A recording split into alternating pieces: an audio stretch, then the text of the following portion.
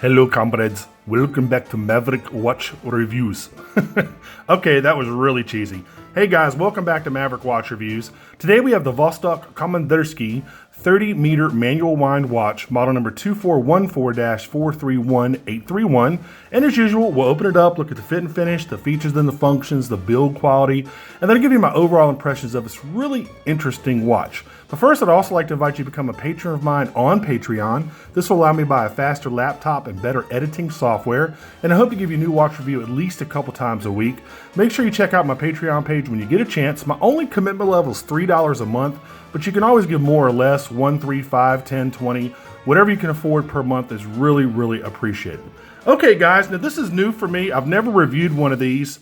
And if I had $1 for every time everybody has asked me to review a Vostok, I would have a lot of rubles, okay? Y'all are really interested in these watches, and I am too. So I said, you know, let's go ahead and take a look at this thing. And so here we go. Now what I'm gonna do is I'm gonna go ahead and get the basic specs here in just a second. But let's show you the packaging. It's really a no frills affair here. Of course, I can't read Cyrillic, so I can't read any of the writing on this package. I'm assuming it probably says Vostok. This is a great Russian watch or something like that. Who knows what it says? But anyway, here you go. Here's the watch, and you have the paperwork in the back here, the documentation, the manual and the warranty and stuff. So it's a real simple packaging. They're not trying to wow you with the watch box or anything. So let's go ahead and get the basic specs. All right, let's talk about the case. Now I've heard different measurements for this case. So let's see what I come up with here. I'm getting 41.5. Okay, let's try that again just to see. Yeah, see. So there's 39.4, which is basically say 40. Gosh, where's the best way I could get this? I'm gonna get it right next to the crown guard. All right, we're going with 40 millimeters. All right, let's talk about the thickness. Got a nice little domed mineral crystal there. You're looking at 12.3 for the thickness. Let's talk about lug to lug. All right. Lug to lug, you're looking at 46. Let's look at this fake faux leather strap here. This is not real leather, folks. Strap, you're looking at, let's go ahead and say 18 for the strap. Now again, these are just a rough guide. Don't take these measurements as law. I mean, they're just rough measurements. So, you're roughly looking at a 40 millimeter case here for this watch. That doesn't include the crown, by the way. So let's get the rest of the specs up on the left-hand side of the screen. Let's talk more about this watch. It's 30 meters water resistant. It is a manual wind. This is not an automatic watch. It does have a 36-hour power reserve. It has a screw-down crown over here at 3 o'clock. We'll talk a little bit more about that later. It also has a date window at 3 o'clock. It does have a mineral crystal. This has a bi-directional bezel, so this is definitely not a dive watch. It has the Vostok 2414 movement inside, and it is made in Russia. So again, really interesting watch for a couple different reasons. One, because I've never reviewed one.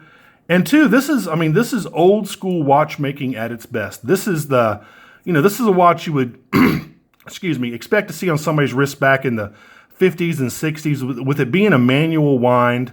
It doesn't have a quick set date feature, which is really a pain in the ass. And I'll show you that here in just a little bit.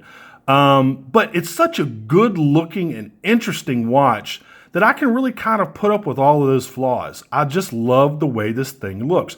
You've got the old hand-painted style dial. You have the Russian submarine up there. You've got the Anchor logo. It's really a nice throwback watch to the 50s and 60s, the kind of the height of the Cold War, and America versus Russia and vice versa. It's just really interesting, a really interesting watch. Again, I can't read Cyrillic at all, so I have no idea what the dial says. But the dial itself is really legible. You've got big, huge Arabic numerals right there. Really legible watch. You have a nice red second hand. Again, great looking watch. Again, bezel is unidirectional, so it's going to turn both ways. Again, don't try to use this as a dive watch. The case has got a lot of polished areas on it. Now, I'm not quite sure if this is solid stainless steel or maybe this is chrome plated, possibly. I have a feeling it's probably the latter. It might be like a chrome plate. You can tell a little bit of deviation there. Some of those dimples, so it might just be a chrome plated case. Don't think it's totally stainless steel. What else? The back, the case back, really cool. Again, can't read Cyrillic at all, but it's a really, really cool stamped case back. It's not laser etched, it's actually stamped with that, or engraved. I'm not quite sure which process they use. Really cool looking case back, screw down case back. Let's talk about this crown. Now, this crown is, again, an old school crown. This is a screw down crown, but it's not spring loaded. So it's kind of a pain if you're used to watches like Seiko's and Citizens that have a spring loaded crown, have a quick set date feature. This is going to throw you off a little bit. This is definitely going to throw you off, because if you want to wind the watch, you have to kind of pull it back. Because if you go like that, if you angle the watch down and you try to turn it, the screw down crown is going to want to instantly turn back in, because there's no spring to keep the crown out. So you got to kind of go like this, unscrew it, and now turn it. Let me see, turn it this way, and you can hear it winding. Actually, I'm sorry, turn it this way. There you go. Turn it clockwise, you can hear it winding. And then if you want to set the time, just pop it out. Again, kind of a pain because you're not quite sure where you are in the crown length here. There you go. There's your date. There's your day. Again, then you turn this counterclockwise to set the time. So let's turn it back to the time here. Let's go back. And there is no quick set date feature. So what you would have to do is set it on the date, or set it near the date you want. And you would have to go back and forth, go back to about 9 o'clock, and then go past 12 o'clock. So it's going to take you probably a good 10 or 15 minutes to set the date on this thing, because you can't just set the date independently like you can set the time.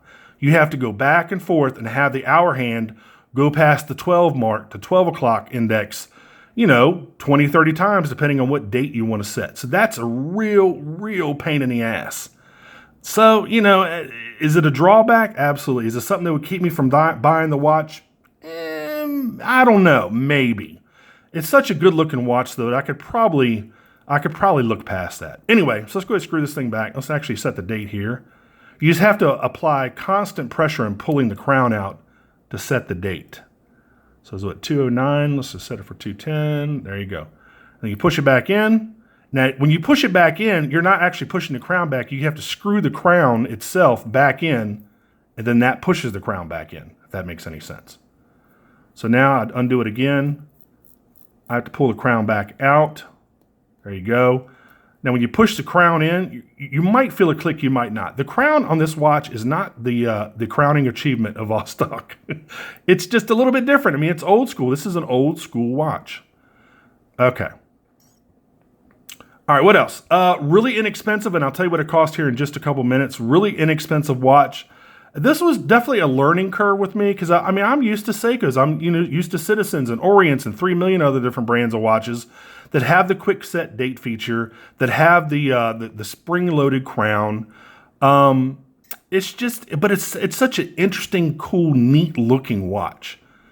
Oh man, it just feels like I'm watching Red Dawn again. It's just, it's a neat looking watch, man. Nice polished crown there. The crown itself has exceptionally good feel. It's easy to unscrew. It's easy to screw back in. It's got a great feel to it. I love the bezel. I actually like that delineation with the red dot there at 12, and over here with the 50 and the 40 being in red. It's just such an interesting looking watch that I think it's really worth all the hassle it is to own this thing. Now, I hear these things are bulletproof. I hear they're absolutely bulletproof watches because it doesn't have a rotor. You don't have to worry about it. It's less mechanical than your normal mechanical automatic watch.